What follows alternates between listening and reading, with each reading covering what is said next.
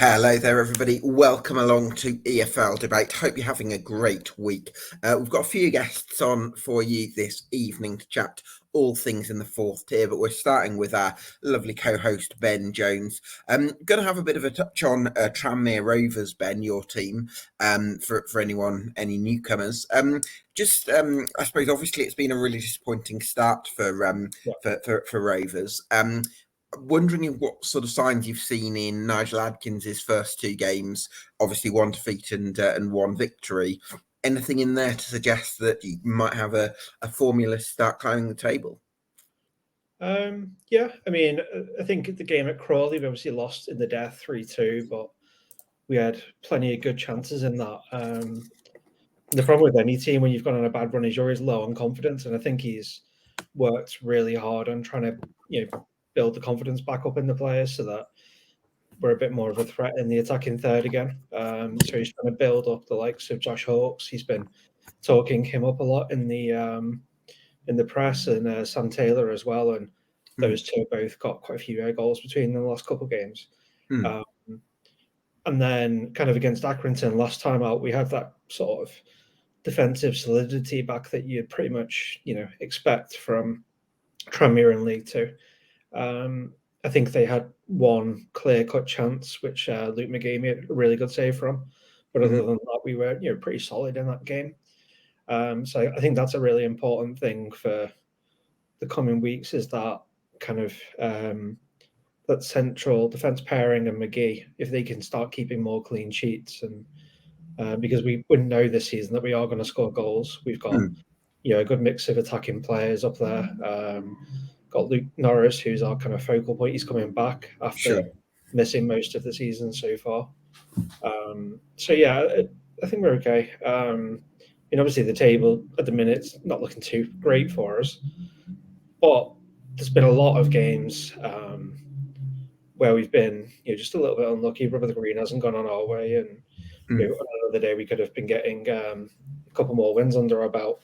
I mean, at the same time, there has been games kind of like when we played Wrexham, when they could have put 5 past us and it wouldn't have mattered.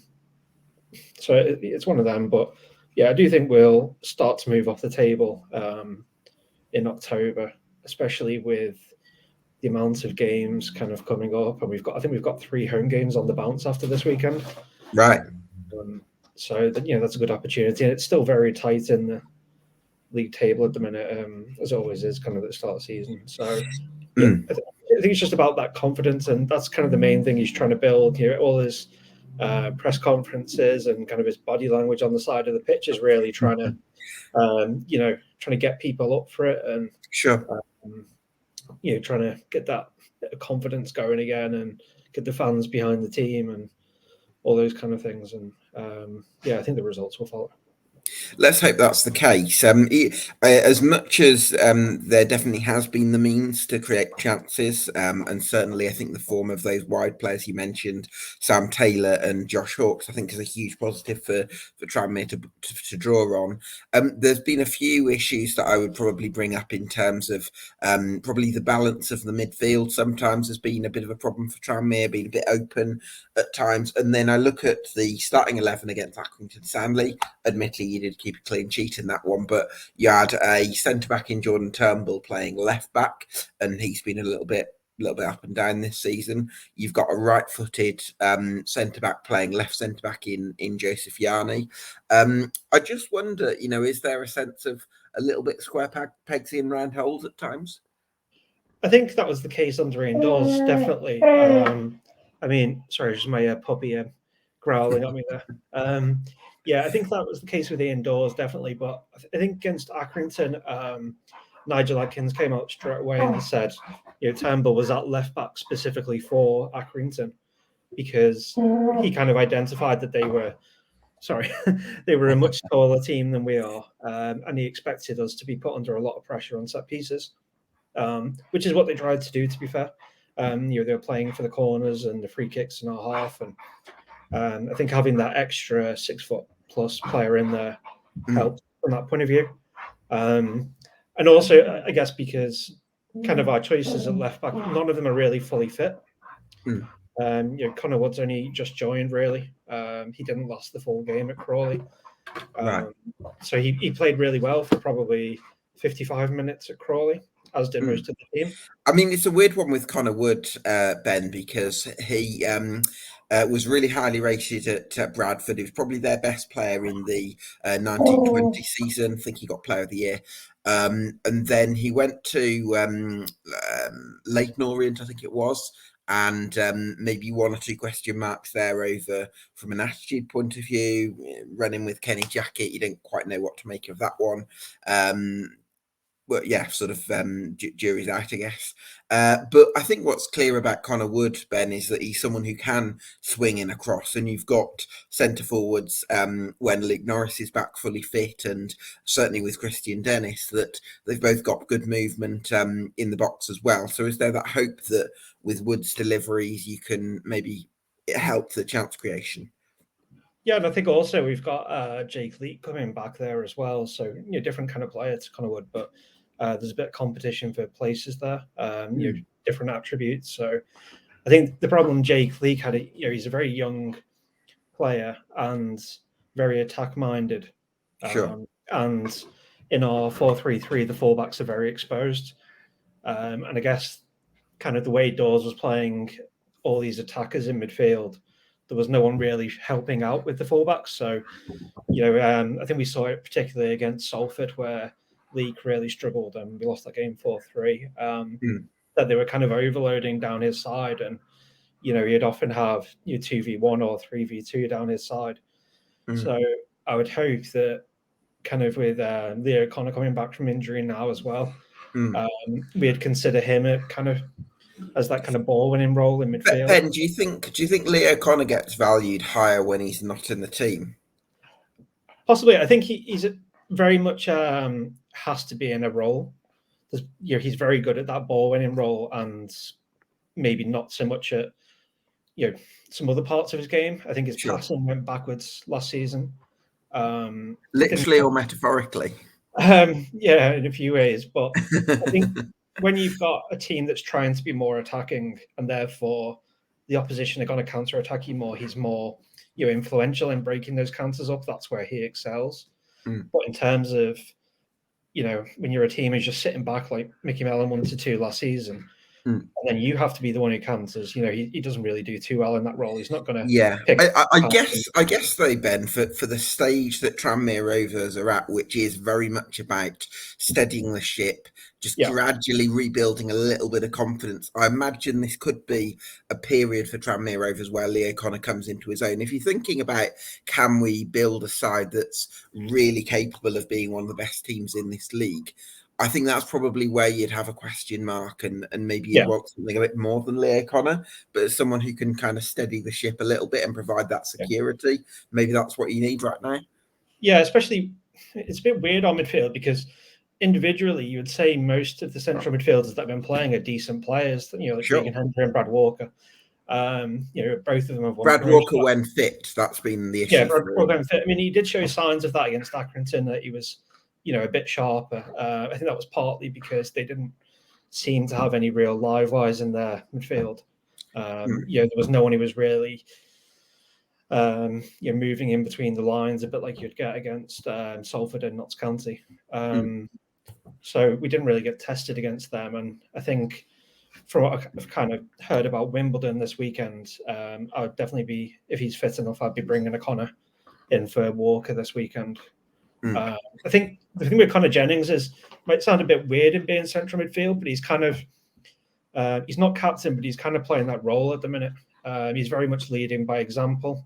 He's the one who's chasing the ball in the 98th minute when we're already 2-0 up, and all those kind of things. And I think in a team that's struggling, you really need those characteristics. And as you were saying, though, I think kind of building on, you need something better. But at the minute, can I just ask you a question though about that, Ben? Because like Tranmere Rovers on paper should always, a bit like Bradford City, I'm always going to hold Tranmere Rovers to high standards at this level. And I just think, should you be in a position where you're requiring someone like Connor Jennings, who had a decent stint at relegated Hartlepool last season, but nothing phenomenal. Should you be in a position where you're relying on him to play a little bit out of position and be relying on that player to kind of almost hold things together? I think that's where you almost have to question some of the recruitment. Yeah, for sure. I mean, you've got to question the overall squad building. I think if we haven't got the biggest squad in the division, I would be surprised. We keep signing all these sort of 18 to 22-year-olds, and it seems to be, if we sign enough of them, maybe one or two of them will become the next Ethan Bristow kind of thing. But in terms of putting a balanced team out and one that can challenge for the playoffs, which is what we should be doing in this division, we didn't get that right in the summer. I think even the signing of kind of Christian Dennis, which I highlighted at the time, on paper it looked a good signing, but I just don't think he really fits into the way Tranmere try and play. We like. If you can get Sam Taylor and Josh Hawkes, and then Christian Dennis and Luke Norris, the idea of that front four when you come forward is potentially quite dangerous. Yeah, I think if you look at it that way, but then I was speaking to someone about this the other day that that would be great, but I can't see which two central midfielders would then play in a two. I think getting Regan Hendry in the team is more important than Christian Dennis. And to get the best out of Regan Hendry at the minute, I think we need to play a 3 in the middle. Do you know what, though? My team, Birmingham, had this striker, Kevin Phillips, at the end of his career. It was 08-09. And he was the one who had always come off the bench if we needed a goal. Because he just had that movement, that fox in the box instinct. And I think that might be how Christian Dennis develops over the course of this year. Yeah. As the team gets a bit more consistency going, we get a bit higher up the table, and we're a bit more positive. We'll find that. But I think at the minute it's kind of just about making sure we're not too defensively open like we were under Dawes. So we need that midfield 3, and maybe one of these younger players, have a bit of a purple patch at some point that allows them to play in a 2 with Regan Hendry. That'd be nice, because I think to accommodate that, you've got to have someone next to him who is both positionally strong and also got the energy to get around the pitch. So you would have hope of someone like Chris Merry really kicking on, but at the minute he's not. Is he back from injury now? Yeah, I think he might be injured again though. I think he's just done his ankle. So he was back around the squad, and then so he's having a very stop-start season. And we've signed quite a few of these young lads who can all play central midfield as well. So we signed James Norris from Liverpool. We signed a couple. Was Norris on loan, or was he a development signing? Or he's on loan till the end of the season. It's another. So if he's on loan, then you'd think that the club have intentions of starting him. Yeah, well, there's quite a few of these guys who. It's kind of just a bit bizarre because there's so many of them. How are they all going to get game time? And they need to get a run of games to be able to, kick on. I can't see them suddenly coming out of the reserves and, ending up on a massive run. Well, I tell you what, Ben, certainly a case of steadying the ship for Tranmere. If you need to go and sort out your puppy for a moment, feel free to do that while I bring in Neil Hirst from Harrogate Town. Good evening to you, Neil. How are you? Good evening, mate. I'm all well, thank you. Similar accent, different team. Yeah, great to have you on the show, Neil. I think the 3-2 win over Salford last time out was a really important win, Neil, because especially in the nature of this season where it's a strengthened league and Harrogate don't have kind of 2 basket cases to kind of automatically almost finish above, it's felt like I'm going to need to see serious progress from Harrogate in order to think that they're going to stay in that 17th, 19th bracket, let alone actually get ahead of that. So I'm just wondering, you must have been really sort of possibly relieved, would that be the word to describe the performance, your reaction to the performance against Salford? Really pleased. I think it's probably fair to say Salford have underwhelmed this season. They've not been firing in all cylinders. I think there's a fair bit of pressure on the manager. Certainly from watching the game, Watt, who was so impressive last year, he looked frustrated. He looked frustrated that his perhaps his other teammates weren't moving into the spaces that he could see. And he came off early. I don't know if he was injured, tired, or whatever. But just to go back to Harrogate Town, it was a really impressive and improved performance. And in terms of how we played, it's been radically different from the games previous to that. Previously, Oxley, the keeper, would quite often launch it long to the big man Armstrong up front. What we saw this time was far more patient, possession-based, lots of passing it out from the back. We've got some quick lads with the ball, so they were dribbling with it. Really impressive in the midfield. It was just a completely different dynamic. And really, the only long balls we played were from flank to flank, from side to side. Nice. Radically different. And it kind of demonstrates what Weaver can do. I've probably been a bit harsh on him in the past, but he's got the capability to see the opposition we're playing and play a different way to adapt to that. Yeah, I mean, do you know what? I don't necessarily think you were alone in that, Neil. Obviously, because Harrogate Town do have such a small fan base, it's not the kind of thing that a lot of people would necessarily pick up on. But maybe there had been a feeling at certain times where sort of 17th, 19th, if Harrogate want to kind of progress, is there that kind of EFL know-how in the dugout missing a little bit? Would be the perspective of some people. I'm not saying I would necessarily think that way myself, but I think it was really impressive that Simon Weaver was able to adapt the way that his side played. And you mentioned quick players in this team. One player who I think has really stood out so far, Neil, is Sam Follerin. Just talk to us about his impact on Salford Rats. Well, yeah, as you pointed out, he's a rapid player. He can dribble with the ball, and he causes the big dominant centre halves problems, the one who is not as mobile. He's backing that up with goals as well. As it happens, the game against Salford, it was his birthday, and I'd probably argue it's not been one of his best games. And he played that really more as a true centre forward role, whereas previously he's probably been slightly more out to one wing or the other. Sure. But he's quick and he causes people bother. And speaking to some of the away fans after the game this season, he's been the chap that they've kind of earmarked and said, he's good, he's got something. Yeah, it's funny you mentioned that, actually, because I actually thought it was a bit like that with Abraham Ado at Rochdale last season, where Rochdale fans weren't actually mad on Abraham Ado, but there was a lot of times where opposition fans would kind of point him out, maybe because he's the type of player that has these sort of eye-catching bursts, and maybe hasn't quite been able to kind of put it together over 90 minutes. But are there any signs in the last couple of games, Neil, that you might be able to see the best out of Ado? Yeah, well, he scored in the game against Salford. Don't quote me, but it's something like his first goal in 20 games. It's certainly his first goal for Harrogate. So he's certainly not prolific in that department. But you know what? I'm not entirely sure that's what he's about. Yes, he should chip in with a couple more, but he's more about occupying defenders and he's more about supplying rather than necessarily scoring. But he looks like he's high on confidence now, and I think he's loved by the squad. You can see that the manager really appreciates what he does, and he spoke today about how well he trains and how well he encourages the best out of others. So just looking at him in isolation and scoring goals, there's more to the lad than just that. Yeah, for sure. Ben, coming on to Neil's point earlier about Harrogate playing differently without Luke Armstrong, have there been times for Tranmere perhaps when you've been without that go-to target man like Andy Cook, for example, and it's changed the dynamics of how you've played? And do you think that can sometimes be a positive thing for teams?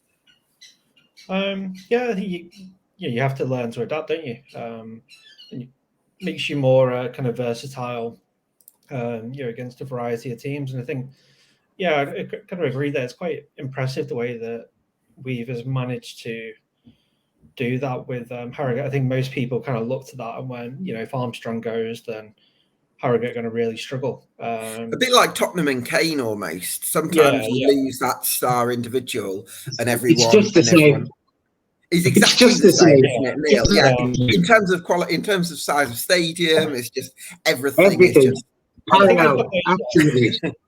I think you got those different assets there now, haven't you? Because I remember when we played you earlier in the season, I mean, we won the game, but the two wingers definitely stood out on that game. And I don't think in that particular game you were playing to their strengths too much. You know, they would kind of get the ball, maybe beat a player or something, and then nothing would come of it because there was no one around them. So I think I went to the Tranmere away game at the start of the season, and I want to say it was 3-0. We took a hiding.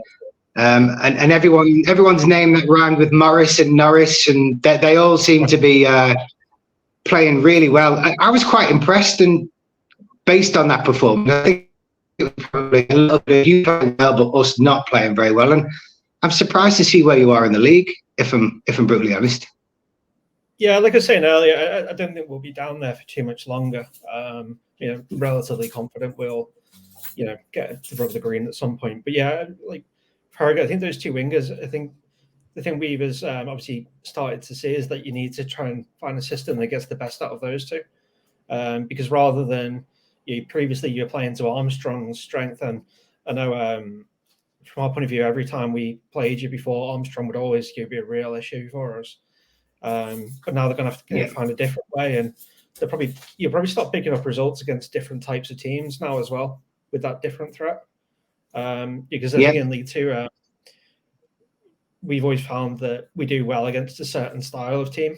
But then if your playing style changes, then the style of team you do well against will change as well. So you might kind of surprise a few teams, and anyone who likes to get their fullbacks forward, probably can't do so much against Harrogate now, whereas they could do before when there was no one who's going to really get in behind them. Yeah, absolutely. Yeah. And what a lovely dilemma that is as well, by the way, to have one of the best strikers in the league as an option to have on the bench. That's a pretty nice dilemma, Neil. I do want to bring in Josh Evans from Forest Green Rovers in a moment, but I've just got to ask you about Kane Ramsey, Neil. I mean, talk to me about the progress he's making this season, because his link-up play seems a lot more refined than I can remember from a couple of years ago. Yeah, really pleased. I mean, I'm glad you touched on it, because I was going to touch on it anyway. I think now, for the first time in a while, we've got quite a lot of depth in pretty much every position now. The fullbacks not being any exception. So if we start on the opposite side first, at left back, we had Gibson, who played against Salford. Got him from Morecambe. I think it was Morecambe. Yeah, player of the season last year. Folds is playing last couple of games back up. To right back, we've got Ramsey, who's been playing of late, who's kind of superseded Sims, who is also very good. So Ramsey is he's been a bit of a revelation, really. He's comfortable on the ball. He likes to dribble with the ball. He's fast, and he's arguably more forward looking than Sims. A minor criticism: he's certainly not as good in the air as Sims, in my humble opinion. But yeah, he's good. He's really helping, and he's distracting players to free up the likes of Follerin. And the other one I wanted to mention was Matty Daly, playing just off the front. Yeah, really starting to impress now. When he came in from Huddersfield, I think it took him a while to bed in, but he was exceptional. Him and Levi were exceptional against Salford. Yeah, Levi Sutton, I'm a big fan of. Seemed to fall out of favour under Mark Hughes at Bradford, but I think he could be a top 10 midfielder at this level. I really do. That's really exciting. How are you feeling for Harrogate for the rest of the season? Because it is a really challenging campaign for Town, but has that win over Salford given you some renewed optimism? Well, I mean, there was never that much pessimism. My glass is half full. I think I was worried last season when we lost Eastman. I'm a big fan. But I think we've recruited really well in Rod McDonald. A bit of a legend already. He's not been there very far. Great partnership with O'Connor at centre half. And we're not really shipping that many goals, says the guy who's just shipped 2 last weekend. But before that, we've been defensively forward. So I'm optimistic. I think as a Harrogate fan, you can't get too far ahead of yourself. I think still the standard goal is to stay in Division 2. But we've been saying that for a few seasons now. So let's get to the top half of the bottom half, and then we'll take it from there. Yeah, well, it sounds very reasonable, Neil. Look forward to catching up with you later in the season, and thanks for joining us, mate. Cheers, fella. I'm delighted to introduce my next guest, which is Josh Evans from BBC Gloucestershire and our Rock Forest Green Rovers reporter. Thanks for joining us, Josh. How are you, mate? I'm not too bad, thank you, Gab. Yourself? Yeah, really well. A little bit in two minds about Forest Green and what to make of their poor start, because there's part of me that thinks last season was so difficult for so many reasons, and there's sort of a bit of a losing culture, if you want to use that buzzword, that's going to take a while to sort of shake off. And I think David Horseman's clearly inherited a lot of challenges in that regard.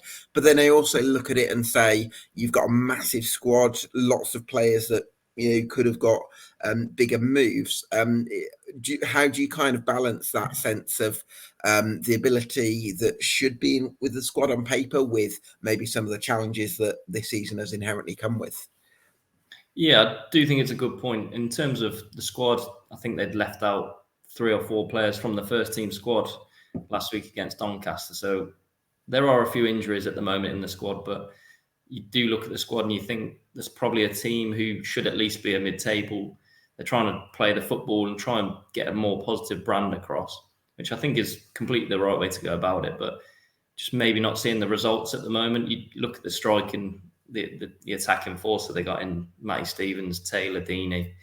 You do think there's a lot of firepower there, and at some point it should click. I think Horseman, like you said, did inherit a few problems.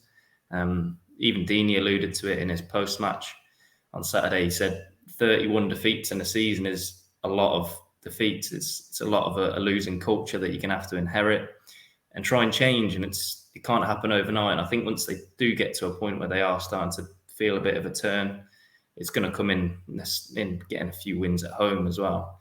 That's so important to start with. And that's something they haven't really had so far.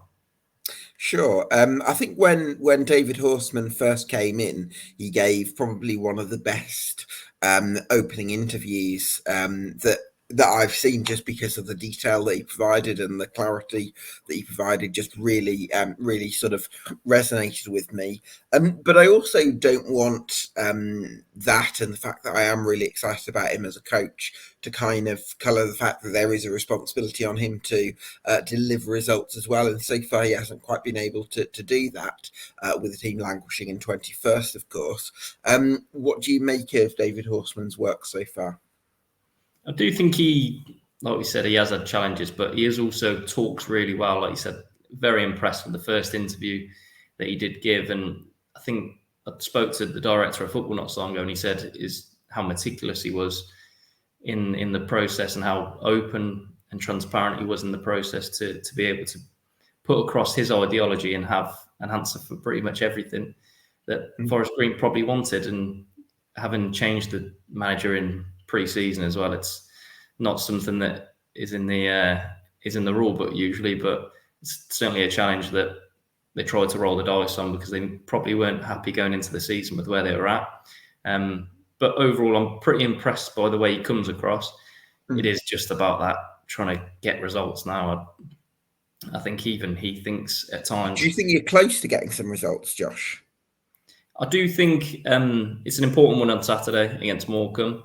The home form's not been great. The 2 away wins have come against teams who you probably feel are also going to be down towards the bottom of the table come the end of the season as well. So I think once they get the ball rolling at home, I think that'll be a really key thing to get the fans involved, to get them on side.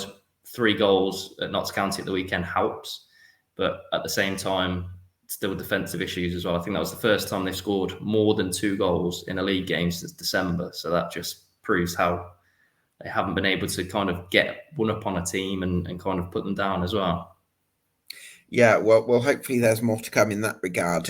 Ben, I want to come to you about the subject of the size of the squad at Forest Green. And my understanding is it's 33 players, which is absolutely huge. And we often talk about squad depth as being a really positive thing, and rightly so.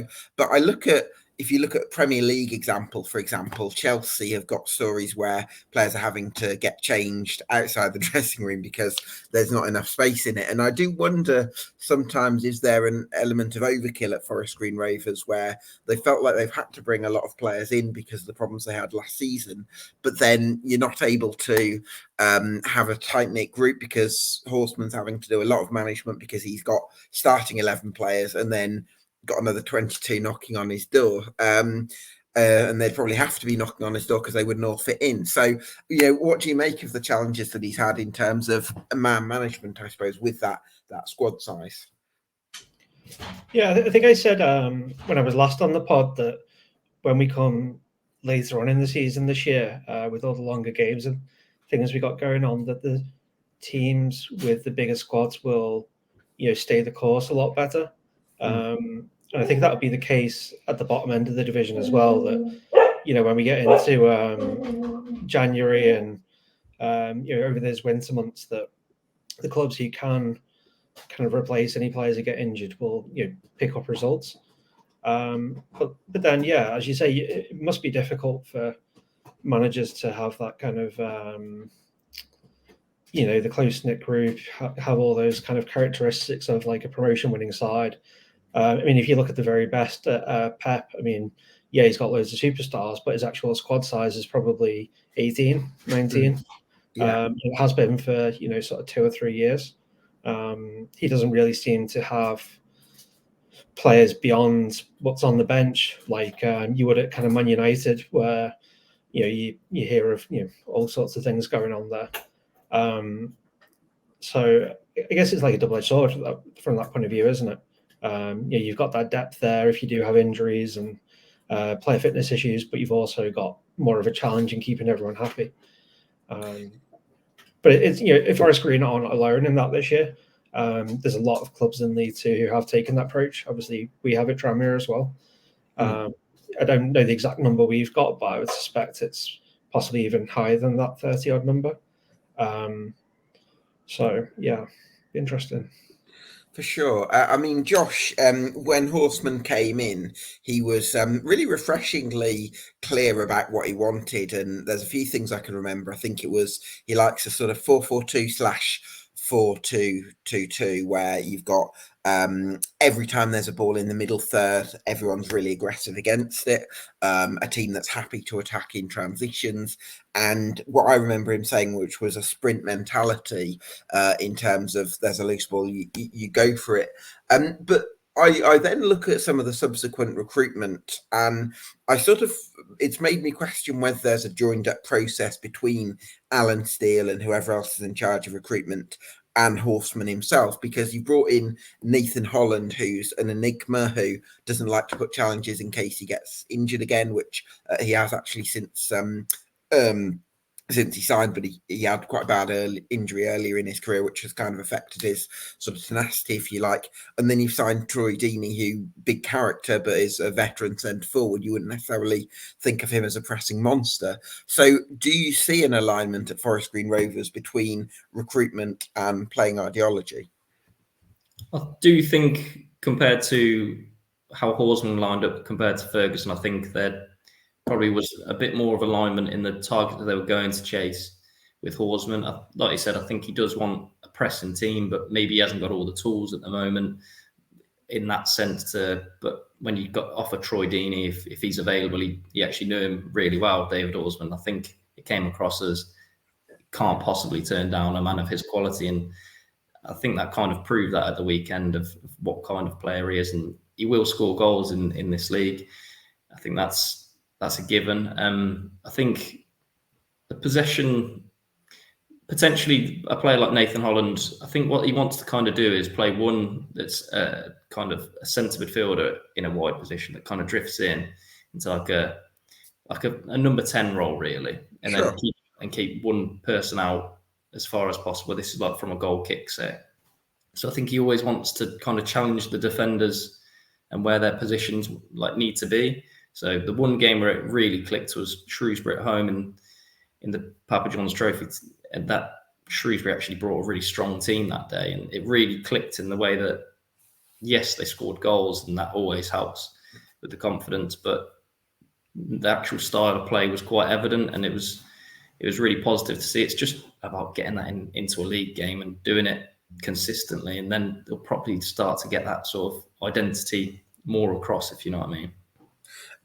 I do know what you mean, but you said earlier there, Josh, that Horseman maybe doesn't have the personnel to play the style of football that he wants. And Forest Green Rovers have got 33 players. They brought in, I'm not sure how many they brought in the summer, but I do kind of... Does it come back a little bit to the fact Horseman came in so late in the summer, where you maybe weren't able to attack the summer from get a running jump into the summer because Ferguson went very close to the start of pre-season, and maybe that caused some disruption? Do you think that's had a bearing on this? Yeah, I think Stevie Grieve, the previous head of recruitment, I think he had 13 players contracted for the coming season, so they didn't want to take any more baggage in terms of, not necessarily baggage, but players from last season's squad. They didn't want to take any of those in, so necessarily you've got already a 13-man, and maybe it was very complicated summer, which a lot of change at the football club. They had a new CEO, a new director of football, new manager, and 33 players sounds a lot. I think probably first team players probably around the 22, 23 mark. Okay.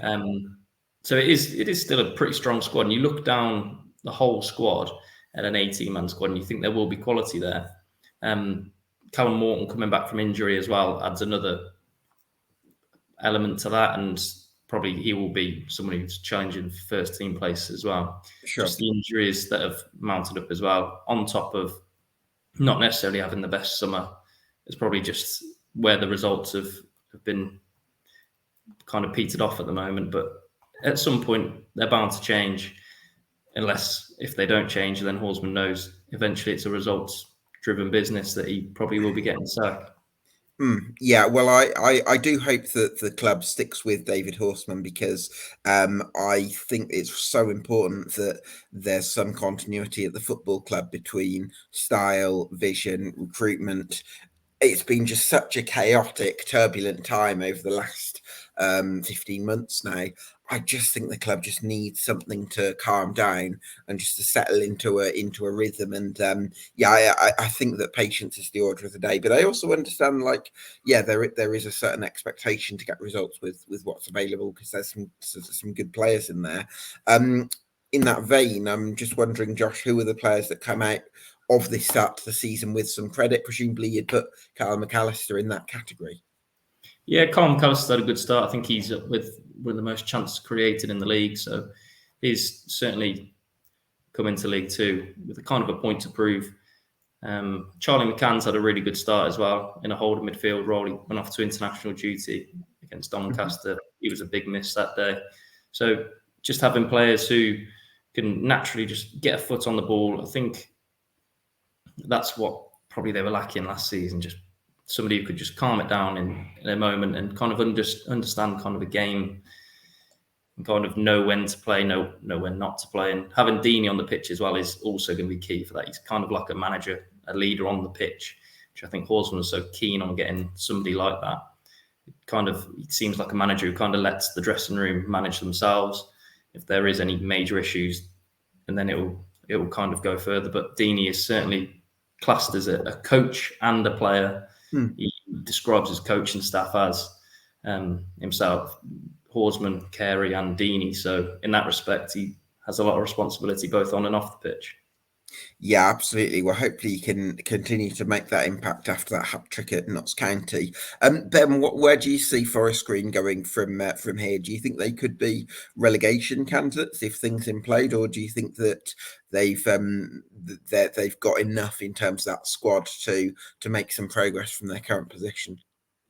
I'd be surprised if they were, in the bottom tier at the end of the season. They do have some individual good players, and some of the stories that kind of came out in the summer would suggest they didn't have the best pre-season preparation that was possible, which would kind of explain, the sluggish start they've had to the year.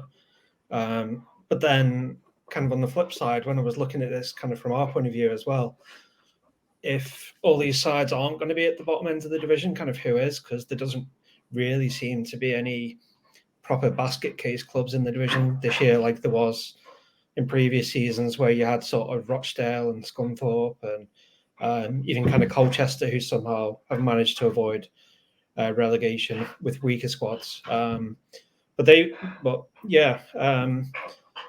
in theory, I think they will end up higher, but at the minute I couldn't quite call who would kind of slide down the table to allow for that to happen. Yeah, it's hard to see at the moment, isn't it? But hopefully Forest Green can pick up a little bit. I think it's important they show some progress over October and beyond. Josh, thanks so much for your time. We really do appreciate you joining us, and hopefully speak to you soon, mate. Thank you very much for having me on, Gab. Yeah, cheers, Josh. Delighted to introduce our next guest, which is Sam Binch from Mansfield Musings. Good evening, Sam. How are you? Hi, Gab. Yeah, I'm all right. Yeah, are you all right? Yeah, really well, thanks. I suppose there's kind of conflicting feelings at Mansfield at the moment. I suppose on one hand, you're really excited about some of the performance data we've seen from the SAG so far this season, and how you've been able to run a lot of the games that you've played in, with maybe the concern at the injury list and how the fixture congestion that's coming with the cup run might stretch what's becoming a small squad. So just wondering how you're feeling in terms of the on that spectrum, I guess. Yeah, it's a good point. Obviously, we've had a lot of issues with injuries over the last few years, but I feel like we're not in too bad a place at the moment. I think we've got around 18, 20 players who are fit and available, some at varying levels of fitness, but all who can play a part. There's a couple of key absentees. Obviously, Alfie Kilgore out for the season, but the defence doesn't seem to have suffered too much from that absence at the moment. Stephen Quinn and Rhys Oates are the two big ones in an attacking sense. We definitely miss Rhys Oates' energy and willingness to run into channels. And I feel like we've had this conversation with Mansfield fans so many times about missing Rhys Oates. Yeah, it's a reoccurring nightmare, unfortunately. But so far, the other players have stepped in and not done too badly. But there's no doubt that we miss him and Stephen Quinn, even though he's about 95 now, still one of the best players in the league with the ball. Yeah. He's not showing any signs of diminishing in that respect. They're definitely two players that we miss. But at the moment, we're going along nicely. Obviously unbeaten still, so you can't really criticise too much with those statistics. Absolutely, certainly doing a lot better than I'd predicted in my 1-24. Might have to eat a little bit of humble pie. Ben, what do you make of Mansfield's form so far, and do you see them putting together a sustained bid for promotion? Yeah, I mean, I've caught little bits of them. I've watched a few of the highlights and so on, because the numbers seem to kind of suggest that they're going to be right up there. Every game they're turning out really impressive stats. So I've watched a few of the highlights, and they look impressive. I mean, I think with Mansfield, you kind of always expect them to be on the edge of the playoffs in this division. They always seem to be in that kind of 6th, 7th, 8th region. But maybe they can kind of finally kick on a bit this year and get that top 3 spot. I know when I was sort of looking at them pre-season, I had them a little bit of an improvement last year. I think I had them down as 5th. Okay. But since then, kind of how they've started and maybe how some of the other sides that were predicted to finish up the top have looked, they might go one better. I'm not quite sure that Wrexham are consistent enough to get a top 3 spot. The thing is, though, Wrexham have got the squad depth, Ben. I mean, I know they did lose 5 at Stockport last time out, but over the course of the season, like the fact of being able to bring Stephen Fletcher off the bench, like that counts for something. They've got Paul Mullin back now. I think so, but they've also conceded 20 goals in 9 games. But they've got Arthur Okonkwo to bring in, because they've had sort of Mark Howard as we're going on to a Wrexham conversation a little bit here, but they've had they've had Ben Foster, who's a veteran goalkeeper, well past his best. Mark Howard has come in and done okay, but I still don't think he's a top end goalkeeper. Okonkwo had a brilliant loan at Crewe last season for a half season, so I think he's I think they bring him in. I think that's going to make a huge difference because in terms of the numbers, they're right up there. So you put a great top-end goalkeeper in that. I think Wrexham are a threat, and I think their depth, as well as that as Stockport and possibly Notts County, I do think that gives some of those teams a bit of an edge over Mansfield, who are going to be stretched at the moment. Possibly. I think, as I say, I've not seen them play a full game, but from the highlights and looking at what I've seen, and then I have seen some of the other sides play. I fancy them to go the course this year. And if they don't get top three, they won't be far off it. They beat Stockport were last year, narrowly short in fourth. And I think with kind of the manager they've got as well, if you do have those injury crises, he can always find a way to come up with a slightly different system. It's almost, I mean, let's come to Sam on this, because that almost feels like what Nigel Clough enjoys doing. It's like he almost enjoys putting Jordan Barry at right back, or finding different solutions, because he seems to like those versatile players, I guess. Do you think that's an advantage in this situation, that you've got someone that likes that flexibility? Possibly, yeah. I mean, obviously he's famed for doing that kind of thing. With the last two games with Colchester and Peterborough in the cup the other night when we were trailing, Aidan Flint's ended up front with Jordan Barry still stood at right back, and that's quite amusing, really. And Jordan Barry begging to go forward for the corner in the last minute. But I mean, one thing you can say about Nigel Clough this season is that he seems to have taken on board the criticism about makeshift defenders playing in defence. We've now got actual defenders and good ones. Obviously, Aidan Flint I've just mentioned there, Bailey Cargill, Callum McDonald. They're all actual defenders, and it's showing in both the goals conceded column. I think we're joint second fewest conceded, and the XG stats, I think we've conceded the fewest. It's a big improvement, isn't it, on last season, Sam, where you were always a little bit unsure about Mansfield defensively last year.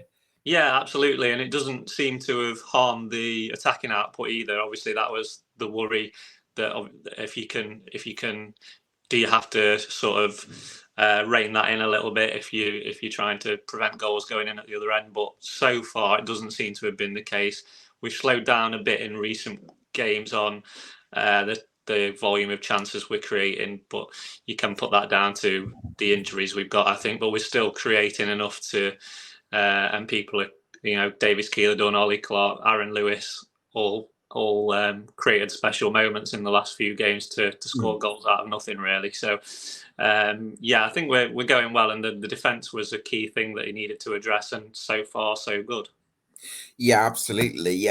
Sam, I suppose in the sort of midterm, Mansfield will be able to strengthen their squad in January, and although we're aware of that now, I imagine that would hold some appeal for the club to sort of strengthen their squad while there's players that have got sort of long-term injuries. Obviously, for Mansfield to be competitive, certainly for the top three, but even for the top seven, they're going to have to find some solutions to the injury crisis between now and then. So I'm just wondering, what are those solutions? Are there players coming back from injury in the short term, or are there, the 6 academy lads that got new contracts in the summer? Are they going to get their opportunities? How do you see Nigel Clough handling it once maybe some of the players that have started to get a little bit jaded in the last couple of games possibly tire a little bit? Yeah, I mean, with the exception of James Gale, he's not really shown any what's the word I'm looking for? Inclination to throw in any of the young players, into the thick of it. I mean, they might get the minutes in the Papa John's. I think that's probably gonna, with the League Cup run we've had, I think the Papa John's is going to be basically, whoever hasn't played, you're going in, you're playing, and possibly some of the young lads as well. I can't see that taking much precedent this season, but I think he'll stick with what he's got. We've got Will Swans scored his first goal of the season, albeit from the penalty spot on Tuesday night. So hopefully that's boosted his confidence a little. He hasn't quite hit the ground running as of yet. He did miss a big chunk of pre-season with an injury, so you can sort of understand why that might be.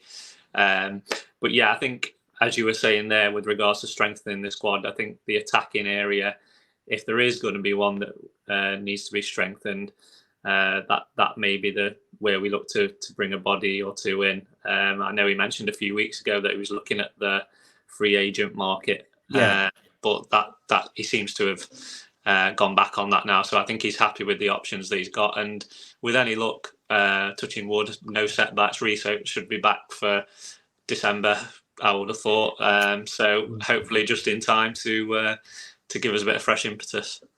Yeah, I mean, ideally you wouldn't want to be sort of in September excited about resets coming back in December, but I guess that's a little bit where you're at. Ben, we spoke earlier about Forest Green in terms of they've got so many options. With Mansfield, it's their options are quite limited, obviously, through injuries, as we've mentioned. I feel like you can sometimes navigate that in the second half of the season, a bit like Northampton did when you've got an injury crisis, because it's like you're getting to the real crunch point of the season, and it's sometimes the adrenaline takes over, and even if you're a bit jaded, it's like you can't be, because you've still got something massive to play for, and that's energizing in itself. I think when you've got limited options in September, where there isn't that immediate thing on the line, it's harder to sort of get by with that sort of between September to December rather than January to May. Do you see the lack of depth being a difficult thing for Mansfield, or do you think Nigel Clough will be able to find a way through it? I think if he can keep players fit enough to churn out results and know when they need to put more into games. I think the thing you find first half of the season is against kind of the weaker sides, you can sometimes just coast to a win. Whereas back half of the season, can you do that this season though, Ben? Well, I think generally if you come out guns blazing and you go 2-0 up against a side that's got low confidence or anything like that, then that's pretty much game over. Whereas back half of the season, when relegation, promotion, and everything's on the line, every single team is pretty much going to make you run until the 90-something minute. So I think that there's kind of like pros and cons. I mean, like I was saying earlier, I think back half the season, the big squads will come through. At the minute, as long as they've got enough to tide themselves over and not have energy levels drop, then yeah. If it kind of gets to a point where they're not able to run enough, which is such a big thing in League Two, then you can see them having a few problems and dipping off. And with how many sides are pushing for those top 7 spaces, that could be an issue. But I think with the experienced manager they've got and the fact that he's been there, seen it, done it, he will find that kind of way to get around the issue for them. And then come January, I'm sure they'll get the 1 or 2 players they need to, carry that momentum into the second half of the season. Yeah, let's hope Nigel Clough is backed in January, but some work to do before then, of course, in terms of squad. But great results wise, and a really impressive start from the Stags. Sam, great stuff on the Substack as well. I hope people go and subscribe to your work there, and hopefully catch up with you later in the season, mate. Cheers, mate. Yeah, thank you for having me on. Cheers, fella.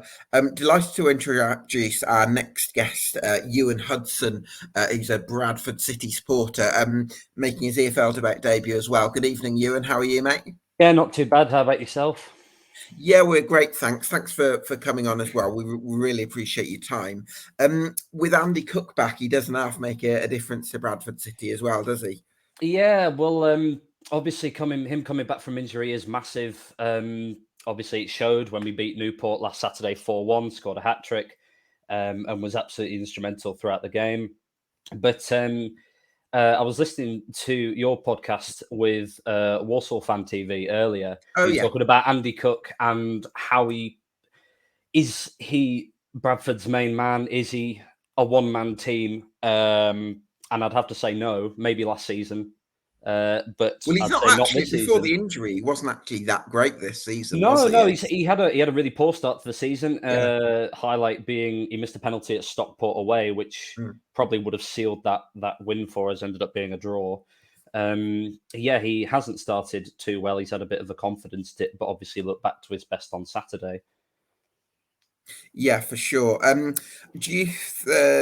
I suppose last season I looked at Bradford and I felt you've got the sort of 9 out of 10s, which would be Harry Lewis and Andy Cook, and up until Cook's hat trick, they both sort of struggled to repeat those levels this season. And then you're kind of having a couple of 7 out of 10s like Brad Halliday and Alex Gilead, and then flashes of good form from some other players, but not many produce consistent whole season. Where do you think Bradford City are now in terms of players you can really rely on? Yeah, I think we're in a really good position, actually. Alex Patterson's coming back from injury. He featured on Tuesday night in the cup game against Middlesbrough, came off the bench, and presumably will start or definitely play a huge part against Walsall this coming Saturday. Harry Chapman is returned to full training, so obviously that's a massive boost. He's a player who does walk into most League Two sides. He's incredible quality. And I think Jamie Walker, obviously, as well, has got that potential to be a player that Bradford can rely on. So I think up front, I think now we are returning to full strength and we'll be hoping to push on. Ben, do you see Bradford City as a side capable of competing for promotion this season? I don't think so, to be honest. I think it might not be a one-man team in so much as just Andy Cook, but I think just with the strength of some of the other sides at the very top, it'd be a challenge for him. I think Patterson was a good signing in the summer. He's got a high energy player. Whether he 100% fits into the way Bradford were playing, from what I saw last year, I'm not quite sure. Yeah, I think they would be, probably top half of the table, but I'd be surprised if they were to make the top 7. I just think they're missing that little spark that some of these other sides have in the final third. Someone who can kind of do something out of nothing. Because apart from kind of Notts County, who rely on their sort of style of play, most of the others seem to have these players who just pop up and get a goal out of nowhere. And I'm not quite sure where that is in the Bradford team. Yeah, well, I'd say Patterson can be that player, and definitely probably when I think of a player who can pull something out of nothing would be the first man I'd go for. Before he picked up this little injury that's kept him out for a few weeks, he did look like that player who could really, really cause opposition teams some problems. I think Jamie Walker's got that in his locker as well. And we've also got some tricky wingers, Chisholm Afoka, who's come in, and Ryan Tulloch, both on loan, look at least feasible at this level. And Clark O'Dwyer as well on the wing can be a threat as well. In this poor form that we've had at the start of the season, he's looked like one of the most promising players that's come in. Yeah, that's certainly quite exciting. I mean, I did watching the second half against Grimm's. First half was pretty dour, let's be honest. Yeah. But second half, it felt like you sort of created bits and pieces, but it was still relying on Ryan Tulloch. Felt like he had to do a lot of things on his own, and then Chisholm Afoka. And I think there was just that sense of players trying to create things for themselves. And I kind of get Ben's point about needing someone who can create something out of nothing. But I actually think as well, I'd like to see Bradford create chances organically. I mean, were there signs of that in the 4-1 win over Newport? Yeah, absolutely. We scored all kinds of goals against Newport, which was really really a positive sign. Obviously, we dominated the game starting with and grabbed 2 really excellent goals from working the ball on the edge of the box. Cook then scores a goal on the counter attack to put us 3-0 up, and then completes his hat trick. Late on in the game in a second half that had no threat really from Newport. It was an excellently managed game. It's obviously hard to talk about the club with the start we've had. I don't know if you're aware, but we've been experimenting with wing backs and 3 at the back, 5 at the back at the start of the season. Yeah, it's not gone well, to put it mildly. And in the last sort of 2-3 games, we have seen the change. You mentioned the second half against Grimsby. The reason that first half was so dour was because we were playing 5 at the back. And then at half time, Hughes makes the switch. He holds his hand up and says, well, I got it wrong. Let's play 4 and let's get at them. And we were dominant in the second half. We deserved to come back into the game and grab the point. And I think the 4-1 win away at Newport kind of emphasises the point that the players have kind of been let loose now. We've had this experiment with 5 at the back with the wing backs. And Hughes has gone, right, well, it hasn't worked for the start of the season. Let's play 4. Sorry, just to jump in on that, I appreciate the formation point, but do you think there's also an exuberance element to this where Mark Hughes seemed to pick quite old, slow players in certain positions? So he had a midfield pairing of Kevin McDonald and Richie Smallwood, who neither of them are the most mobile. And then he had Matt Derbyshire up top against Grimsby, and that doesn't really work. Whereas you look at couple of the more recent lineups and there has been maybe a slight more leaning towards younger players. Do you think that's had a bearing on the energy and dynamism in the performances? Yeah, definitely. I think obviously it's hard to compare Bradford without Andy Cook, and obviously the difference that he made on Saturday can't be understated. Not just as obviously a player who comes in and he scores goals, but as a focal point. Every team in this league needs a focal point, regardless of whether they rely on them heavily or whether he's just someone up front to occupy defenders. And I think the loan signings, especially the younger players like Tulloch and Afoka, can feed off what Cook can offer. The threat that he poses to other teams is space for them, and we definitely saw that. With regards to Smallwood and McDonald, I'd absolutely agree. They are certainly aging now. McDonald didn't feature in midweek at all due to fitness issues, and Hughes stated that at the moment he can only do Saturday to Saturday and not midweek, with the hope that in future he may be able to.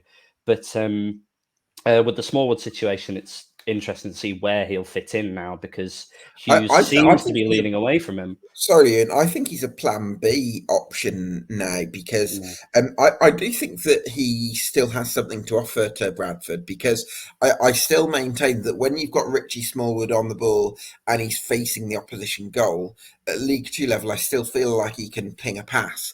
I think the problem comes when A, you're asking him to cover a lot of ground, which he can't do anymore, and B, when you're asking him to collect the ball off the defence and then turn it. I think that's where he struggles, because he's not very agile. But I think if you get to a second half of games where you're already on the front foot and you put Richie Smallwood on and he's facing the opposition goal the whole time, I actually think he can make a difference to the game. But I think it's about picking and choosing the moments where you use him. Maybe. I'd absolutely agree. I think away from home, he is a fantastic asset, because he is capable of slowing play down to his tempo, and McDonald's exactly the same. Their passing range and vision is good at this level when you get them on the ball. The criticism of Smallwood at the moment is that at home we don't actually want the play to be slow. We don't need to be grinding to a halt in front of goal. We need something more dynamic. And we kind of saw that on Tuesday against Middlesbrough with Daniel Oyegoke playing in midfield. He's a wing back usually, and he played in a double pivot actually on Tuesday night. Admittedly, against Middlesbrough, a really high-quality championship side. Sure. There wasn't going to be much to shout about, but he did look competent, and I suspect against Walsall on Saturday he will start in that position.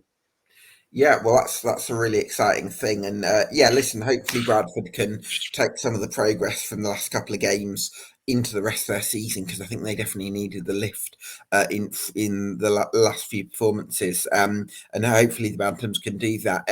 Ewan, thanks so much for your time, mate. It's been great to chat to you. Thanks to my co-host Ben Jones for his insight on League 2 and Tranmere Rovers. Thanks to all my guests and to you for watching at home. This has been the EFL Debate League 2 podcast, and we'll see you again next week.